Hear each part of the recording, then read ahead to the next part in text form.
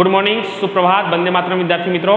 मैं आनंद सर एक बार फिर से अपने YouTube channel make account easy with Anand sir में आपका हार्दिक स्वागत करता हूं। दोस्तों, हम स्टेट में 2.2 उसमें कार्ल पियर्सन की विधि से सहसंबंधांक उसका सूत्र नंबर 1 अच्छी तरह से सीख चुके हैं।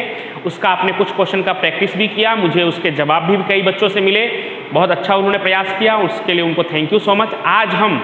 आज के टॉपिक में हम सीखने वाले हैं कार्ल पियर्सन की विधि से सहसंबंधांक सूत्र नंबर 2, जो छोटे संख्याओं वाले प्रश्नों के लिए उपयोगी है। तो आप स्क्रीन पर देख सकते हैं सूत्र R बराबर n sigma X Y minus sigma X into sigma Y बटे में पहले अंडर रूट में n sigma X square minus sigma X का होल स्क्वायर और दूसरे अंडर रूट में n sigma Y square minus sigma Y का होल स्क्वायर। 2.2 में दोस्तों मैंने आपको पहला और दूसरा प्रश्न करवाया था, तीसरा प्रश्न होमवर्क में दिया था।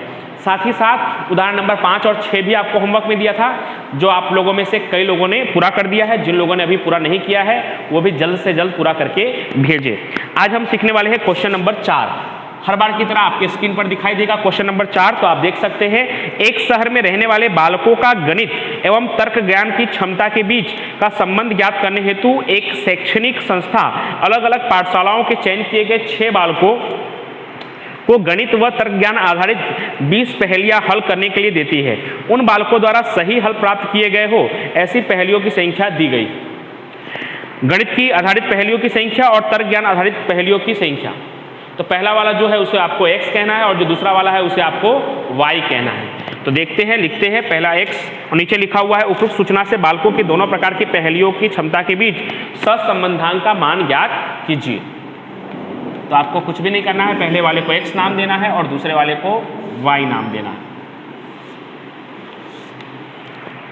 तो x में 12, 8, 9, 10, 12, 8, 9, 10, 8, 11। अब संख्याएं छोटी है तो हमें पहले से ही मालूम है कि हम दूसरे विधि का उपयोग करने वाले हैं। तो अगर आप x बार y बार नहीं भी निकालेंगे तो भी कोई बात नहीं है, परीक्षा में आपके कोई भी अंक काटे नहीं जाएंगे। लेकिन फिर भी हम एक बार चेक करने के लिए कि पहले विधि से हो सकता है कि नहीं हो सकता, या पहले विधि से भी हो सकता है कि नहीं हो सकता, ये चेक करने के लिए हम x बार और y बार निकालेंगे। तो सिग्मा x हमेशा की तरह पहले सिग्मा x को जोड़ेंगे। तो सिग्मा x जब आप जोड़ेंगे तो 58 और सिग्मा y जोड़ेंगे तो 61। सिग्मा x का कुल योग 58 और सिग्मा y का कुल योग 61। x बार सिग्मा x बटे में n यानी 58 बटे में n कितना है, तो 1, 2, 3, 4, 5, 6 है। 6 से आप भाग लगाएंगे तो 6 9 54, 9 4 40, 6 6 36, वापस 4 40, 6 6 36 यानी 67, 9.67 जो पॉइंट में है। तो y बार निकालने की जरूरत ही नहीं है, क्योंकि आपको मालूम ही है कि x बार पॉइंट में आ गया। दो में से अगर एक भी पॉइंट में आ गया तो हम पहले इस विधि का सूत्र का उपयोग नहीं कर सकते, तो हमें दूसरे या तीसरे विधि का उपयोग करना पड़ेगा। अगर पॉइंट में नहीं आया होता तो दोस्तों हम दूसरे विधि का उपयोग कर पाते, तो यस, पॉइंट में नहीं आता तो भी हम दूसरे विधि का उपयोग कर पाते। दूसरे और तीसरे विधि का उपयोग हम कभी भी कर सकते हैं, बस पहले विधि की एक मर्यादा है कि उसका उपयोग तभी होगा जब x बार और y बार पॉइंट में न आए। कोई एक भी अगर पॉइंट में आ गया तो पहले विधि का उपयोग नहीं हो पाएगा। सिग्मा y बटे में n में y बार भी निकाल ही दे रहा हूँ। 61 बटे 6 करेंगे तो 6 10 में 60, 1 आएगा वापस 0, तो ये भी कुछ 17 हो जाएगा, 10.17। तो दोनों के दोनों पॉइंट में है, इसलिए हम दूसरे विधि का उपयोग करेंगे। और दूसरा विधि सबसे आसान विधि है, क्योंकि इसमें हमें सिर्फ 3 ही कॉलम बनाना होता है, एक xy, दूसरा x स्क्वायर और तीसरा y स्क्वायर। ये 3 ही कॉलम हमें बनाने होते हैं, ठीक है। तो अब हम इसे हल करते हैं। xy मतलब x और y का गुणा करना है आपको। तो 12 गुणे 11 132, 10 गुणे 8 80, 9 चौक 36, 10 सत्ते 70, 13 अठे 104 और 16 और 11 का गुणा करेंगे तो 176। एक्स स्क्वायर यानी x का वर्ग, 12 का वर्ग 144, 8 का वर्ग 64, 9 का वर्ग 81, 10 का वर्ग 100, 8 का वर्ग 64 और 11 का वर्ग 121। इसी तरह से y स्क्वायर 11 का वर्ग 121, 10 का 100, 4 का 16, 7 का 49, 13 का 169 और 16 का 256। तो इस तरह से हमने सभी वर्गों को लिख लिया है। अब इसके कुल योग को हम करेंगे। तो x y का कुल योग करेंगे तो 598 एक्स स्क्वायर का जब आप कुल योग करेंगे तो 574 और इसका कुल योग करेंगे तो 711। अब इसके मान को हम उस सूत्र में रख देंगे। तो सूत्र में सबसे पहले है n, काउंट कर लेंगे 1 2 3 4 5 6, ऐसा हमारा काउंट किया ही हुआ है पहले से। X Y, sigma X Y, तो एक्स वाई का कुल योग था 598 minus sigma X into sigma Y, तो सिग्मा एक्स है 58 और सिग्मा वाई है 61, तो 58 इंटू 61 बटे में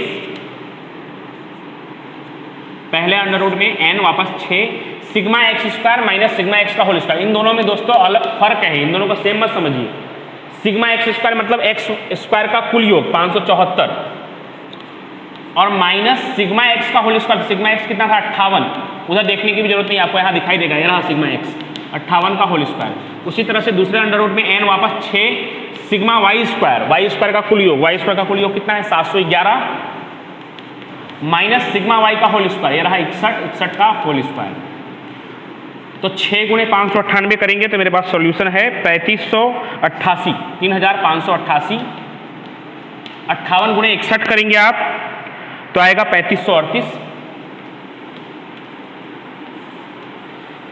पहले वर्गमूल में 6 गुणे 574 करेंगे आप तो 3444 माइनस 58 का वर्ग करेंगे तो 3364। दूसरा अंडर रूट में 6 गुणे 711 करेंगे तो 742 4266 और 61 का वर्ग करेंगे तो 3721 यानी 3721। ऊपर घटाएंगे आप तो बचेगा 50 और नीचे घटाकर वर्गमूल भी निकाल दूंगा मैं, घटा भी दिया और वर्गमूल भी निकाल दिया तो कितना आएगा 8.94। ज़्यादा लंबा खींचने की जरूरत नहीं है, इतना स्टेप इनफ है। इसमें से ये माइनस कर दिया और माइनस करने के बाद उसका वर्गमूल भी निकाल दिया है तो 8.94 और दूसरे वाले का भी घटाकर वर्गमूल निकालेंगे तो 23.35। उसके बाद 50 बटे में इन दोनों का जब आप गुना करेंगे तो 208.75 और जब भाग लगाएंगे तो आपको फाइनल आंसर मिलेगा आपका 0.24। आप कह सकते हैं कि धन सहसंबंध है।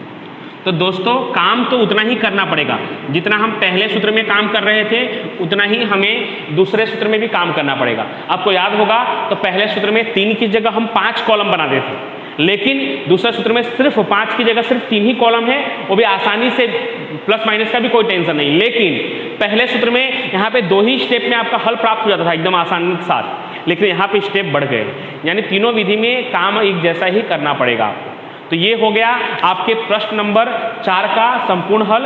अब आपके बोर्ड के स्क्रीन पर आपको प्रश्न नंबर 5 और 6 दिखाई देगा, उसको आपको हल करना है, वो भी दूसरे विधि से हल होगा।